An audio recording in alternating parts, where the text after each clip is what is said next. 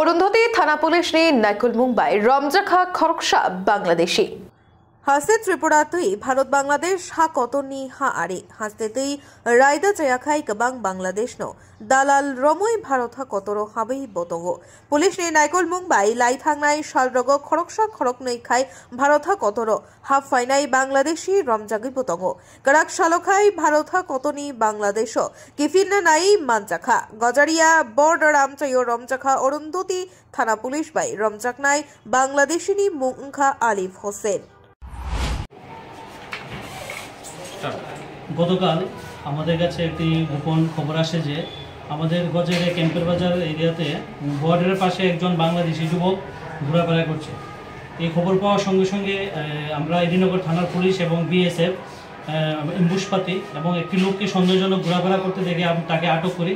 তাকে আটক করে জিজ্ঞাসাবাদ করলে স্বীকার করে যে সে বাংলাদেশি, সে ইন্ডিয়াতে অনেক দিন ধরে এসেছে, ঘোরাফেরা করছে এবং আজকে সে বাংলাদেশে বর্ডার ক্রস করে যাওয়ার সময় কাঁটাতার পার করে যাওয়ার সময় তাকে আটক করি এবং তাকে আটক করে আমরা থানাতে নিয়ে আসি এবং তার বিরুদ্ধে একটা আইপিপি একটা কেস দিয়ে আমরা মামলা শুরু করছি এবং আমরা তদন্ত করে বের করব যে তাকে ইন্ডিয়াতে আসার জন্য কে সাহায্য করছে।